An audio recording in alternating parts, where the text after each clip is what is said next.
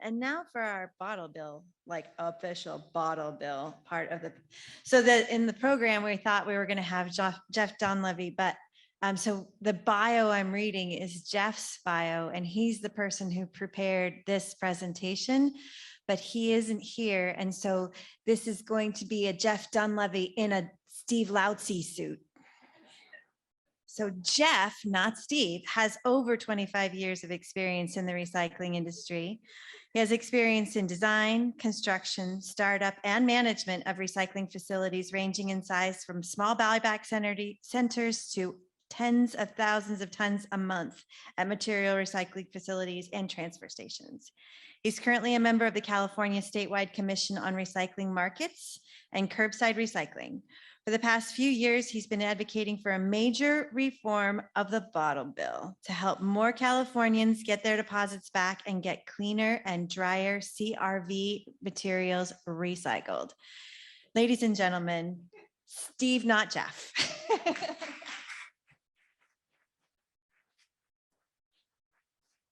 Thanks, Rebecca. Hello to viewers at home and in the studio. Yeah, I talked to Jeff yesterday. He had, I think, a positive COVID test at his facility, and he thought it was better that he not come here in person. So good on him for that. There's the blue button. And I'm gonna put his, I thought his email was up here, but maybe that's to come. He said he could take questions today or after the show via email, and so I guess it'll pop up at the end. I thought it was here. He works for a very major processor of beverage containers in California, so he has an operator's perspective. And oh yeah, so and I am co-coordinator of content for this conference with Rebecca, and also an ancient president of NCRA in the last millennium. But here we are. Oh, and yeah, I just want to put his presentation. We want to put his presentation on the record because it kind of sets up the next three presentations, which all relate to bottle bill and beverage containers. Okay, currently there's about 1,250 redemption centers in California, down to about 50% of the high of 2,500 in the heyday of the bottle bill and decentralized convenient collection. The centers are mainly in Southern California. Northern California has higher costs for land, rent, labor, insurance, and transportation, and kind of more rural areas, I think, that present challenges. Very low redemption rate in Northern California because of the lesser infrastructure compared to Southern California, where there are more available recycling centers. You look on this chart, you'll see Humboldt County has no certified recycling center. Butte County and its largest city of Chico have no certified recycling centers currently. And San Luis Obispo in Central California has no certified recycling center to offer people the opportunity to get their money back for their deposits. Over the past several years, especially with COVID and everyone drinking at home, beverage container sales are at the highest point the program has ever seen. Over 26 billion containers sold. Oh, that's that slide. Yeah. So everyone's drinking at home on this slide. And the next slide. With the increase in beverage sales, some would say we have redeemed the most containers, because maybe that's like versus other states. But the reality is that with the closure of 284 Replanet sites in 2019 and many other closures after that, you're seeing the program is losing the most containers ever. This chart may be somewhat accessible. In 2020, the CRV program lost 2.6 billion aluminum cans, 1.2 billion glass bottles, and 4 billion PET bottles to litter or landfill. I think the overall recycling rate's about 60 now. Next slide. This is a riveting slide that shows it's actually a good time to be in the recycling business for larger scale recycling centers. Markets for aluminum cans and PET bottles are at all-time highs. Recycling centers are doing very well financially for the past 2 years. And again, this is established larger footprint recycling centers, not the smaller ones that have kind of fallen apart. Recycling centers are seeing record profits. And these larger centers do not need help from the state. However, unredeemed funds need to be targeted to open new locations in underserved communities. That's Jeff talking. Remember, I'm just a pass-through for Jeff. Post-consumer content legislation has helped increase the demand for PET. Probably not enough to meet the mandates in the law for the level of recycled content because not enough supply, clean supply, per what Sally was saying. But even with record high prices, there are not many new recycling centers opening in the high cost areas and coastal communities. Cal Recycle has been in the news recently and for months on this issue. Where we have more containers sold, but fewer places to recycle them. This creates a surplus in the fund held by Cal Recycle that is $300 or $400 million. Some people say $500 million. But the unredeemed deposits can only be used with specific direction from the legislature or to change the program to direct them where the fixes are needed. And that's part of the problem that Jeff is seeing and others. A recent settlement with CVS chain to install reverse vending machines will help some. But this money needs to be targeted to repair and enhance the program. Hopefully we will see more reverse vending machines used in stores to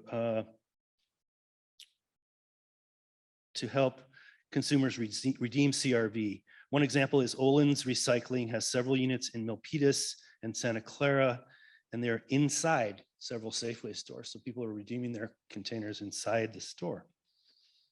Interesting. I'm having trouble. I'm back. Okay. Cal Recycle has also approved 5 pilot programs, 4 of which are operational and one of which you'll hear about in a few minutes in San Francisco. Pilot programs are intended to use new methods of recovery in underserved areas. Biggest concerns with the pilots for Jeff Donlevy is that the grocers have no responsibility or involvement in the pilots. When a pilot's awarded, that means the grocers are off the hook. Pilot program exempts all grocery stores of in-store take-back in the jurisdiction of the pilot program. Time will tell if the pilots really introduce innovation or just delay real reform. 2021, there was legislation kind of nibbling around the edges on the bottle bill, but just very few minor changes, nothing to help open redemption centers in underserved areas, which is the most glaring problem. There's legislation introduced in 2022. The top 3 are kind of the big 3, I think. First one would make multiple changes to the existing bill, try to fix it. Second one is a change of kind of operating structure to more of a third-party operator like the Oregon system you're about to hear from in the next presentation. And then the third one is a bill looking at the effectiveness of the $100 per day grocer compliance option. Many grocers in the state of California are paying $100 a day, which in 1986 seemed like a lot of money, so that they don't have to have a recycling center next to their store. Okay, and now we have Jeff's short list of fixes for the bottle bill up on the screen. I'm just going to read them. Give Cal Recycle or a third-party authority to make changes a la Oregon. Use the unredeemed funds, and they should only be used in underserved areas. Beef up the grocer's responsibility, eliminate option B, which is the option to pay $100 a day, and abdicate their responsibility for beverage container recycling.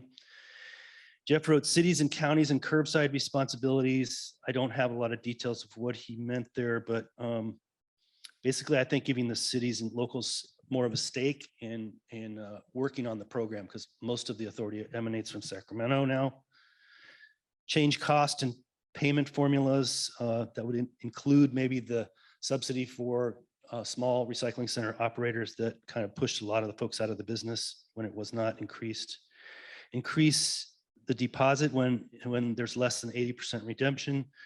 And finally, expand the program with wine and spirits, thermoforms, and material from SB 54. I'm not going to elaborate on that. But the last thing I want to, and he says, no simple fixes, major form required, and he used a much larger font for that. Anyway, another statistic I want to share here at the end was that 85% of beverage containers that are recycled in California come through buyback settings, 12% from curbside. So it's important to consider that. And that's all I've got. I'm going to try to answer questions of clarification, but I'm not sure what I can do. Oh yeah, the next slide. Oh, thanks, Todd. You do it. So. All right. Are there questions, especially of clarification in the audience? What questions do we have from the in-person audience, please? Oh, down here, Portia. Stephanie has a question. And I'll just say that, the next three speakers are way more expert in bottle bill beverage containers than myself. So if you can't get your question answered now, perhaps in the next. Not sure. Oh yeah, it's working. Thank you, Steve. I'm just wondering why the reverse vending machines aren't more popular. They really seem like a fringe thing that's super regular in Germany. Like you go to the store, you buy your bottles, you bring back your old bottles, you stick them in the machine, you get a little receipt, you use that to kind of get the discount at the checkout. And I think it has to do with the fact that here, most of the redemption is not done by the people who actually buy the beer or whatever.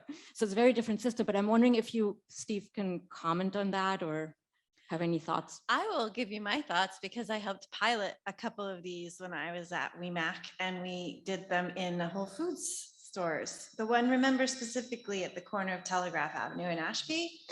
And what ended up happening is that folks who needed the money were putting, you scan a barcode, and then they figured out what the equivalent in produce would weigh to an empty beer can. And then you'd open up the container and it would be full of banana peels and apple cores all the time. So that was its downfall in this specific neighborhood, which is, I don't know, 12 blocks from here. That was one place where it felt like it was a failure. And I think that also ties to what you're thinking, Stephanie, of that it's not necessarily the purchaser that's trying to redeem it. It's that in many cases, this is a major funding infrastructure for our low income and homeless people. The bottle bill is. And so they have all kinds of coping strategies, including trying to figure out how to get money in ways that they can. And that was a huge failure that I witnessed with my very own eyes.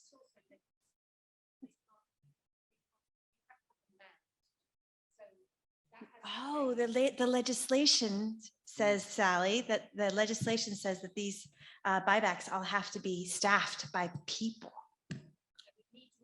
So it needs modernizing, she's saying.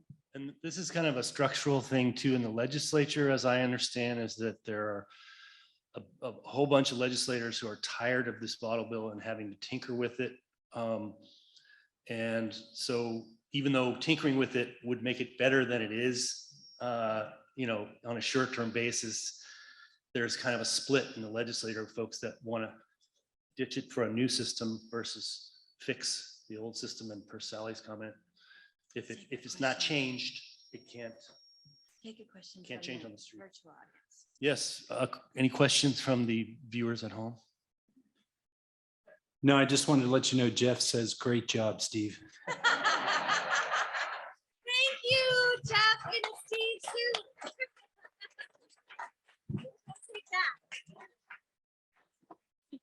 That was Jeff in his Steve suit.